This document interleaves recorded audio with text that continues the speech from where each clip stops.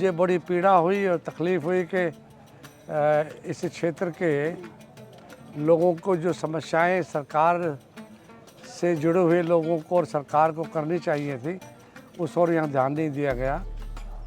और मैं चाहूँगा कि इस बारे में संबंध में कंसर्न में शासन और प्रशासन के से संपर्क करूँगा और देहरादून जाकर उनसे बात करूँगा, मिलूँगा। और मैंने यहाँ के अपने लोकल अपने बड़ों बुज़ुर्गों से को भरोसा दिया है कि मैं निश्चित तौर पर यहाँ की जो समस्याएं हैं उनका हल करूँगा और जो सत्ता सरकार कर पाएगी, अगर वो नहीं करेगी तो मैं अपने सोर्सेज से, अपने पैसे से, इस लोगों के यहाँ के लोकल सहयोग से मैं उन समस्याओं का दूर करूँगा।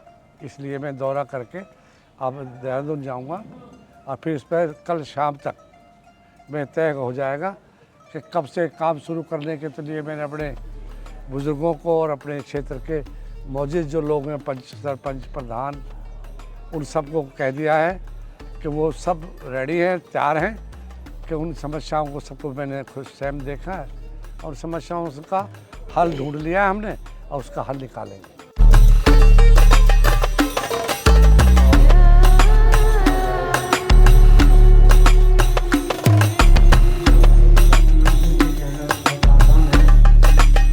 कहीं ना कहीं इनके अंदर एक पीड़ा है कि यार इनका कहीं ना कहीं लगाव है, एक पीड़ा है। जब भी इन्हें कुछ ऐसा महसूस हो तभी ये खींचे चले आवे उत्तराखंड हरिद्वार की ओर। सिटी स्कूप उत्तराखंड में आपका स्वागत है। मैं हूं आपके साथ हर्षवर्धन।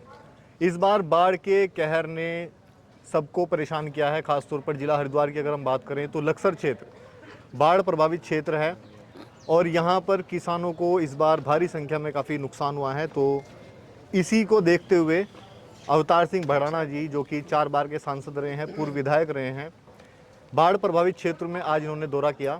तो सबसे पहले आपका स्वागत है उत्तराखंड में।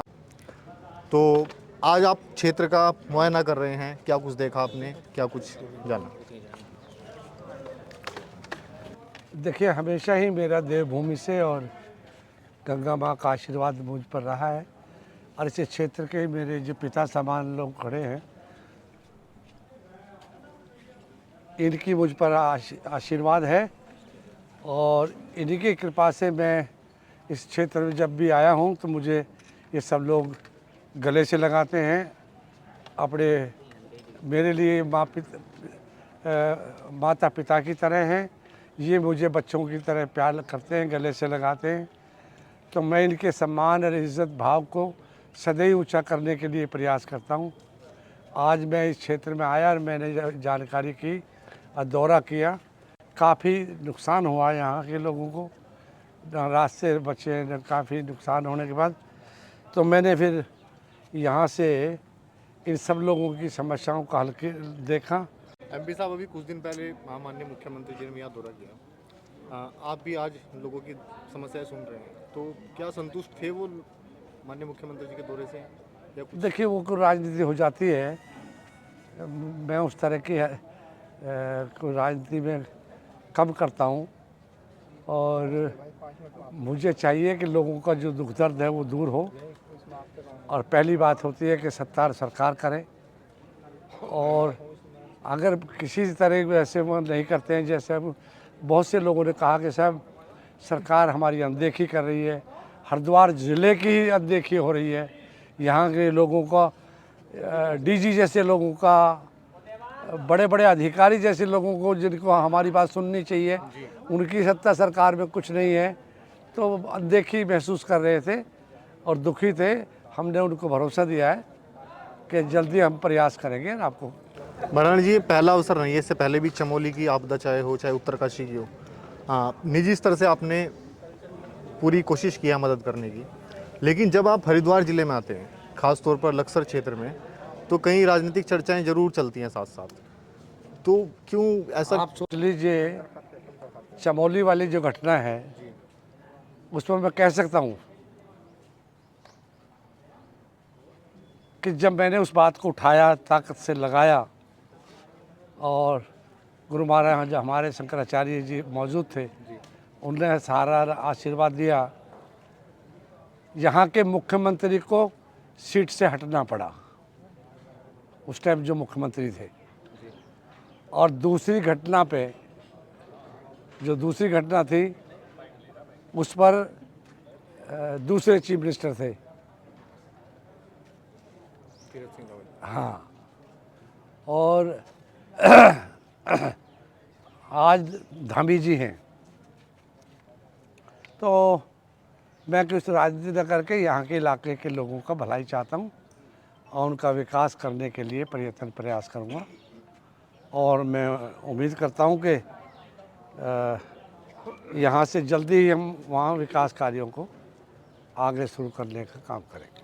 आप कह रहे हैं निजी स्तर से आप प्रयास करेंगे। हाँ, क्या कुछ वो कमियां हैं और क्या वो संभावनाएं हैं?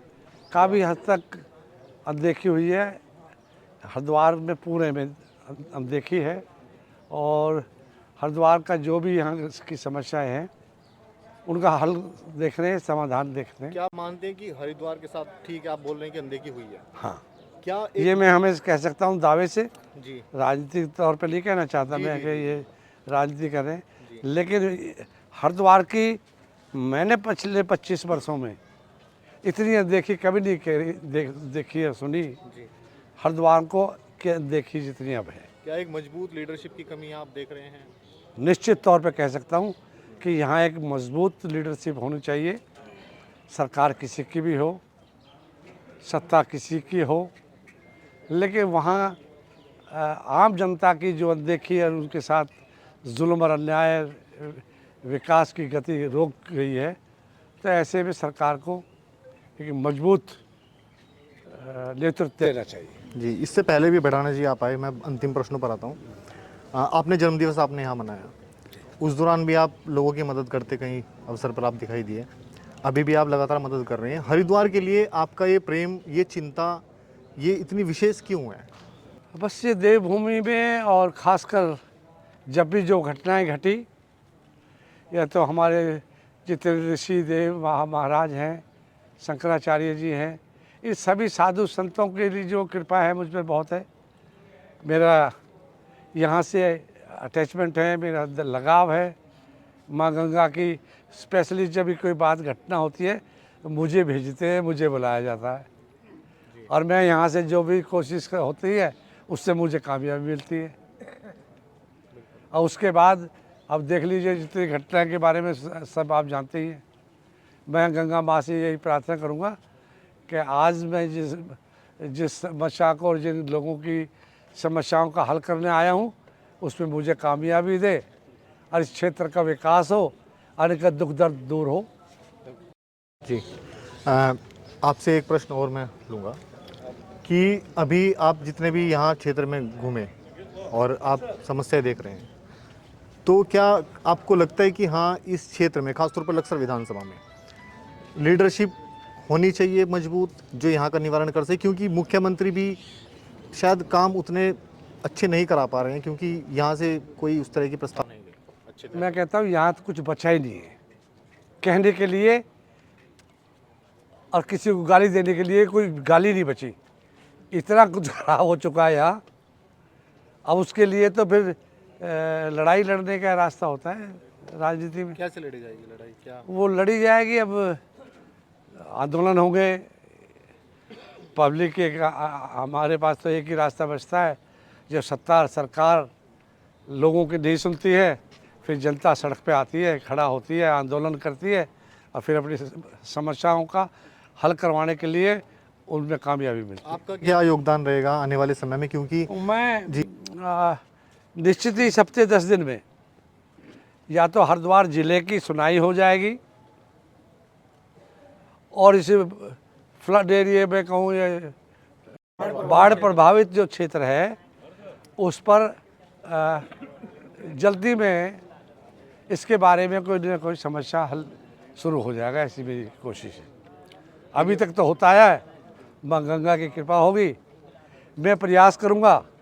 अब मेरे लोग इतना मुझसे प्यार करते हैं यहाँ के लोग, मैं एक दिन आंदोलन की बात करूँगा तो लाखों की संख्या में लोग यहाँ सड़क पे आएंगे और मैं उन्हें मजबूर कर दूँगा सत्ता सरकार को कि या तो इनकी सुनवाई हो जाए, इनका विकास हो, इनकी सुनवाई हो जाए और फिर सत्ता सरकार से हाथ धोने पड़ेंगे।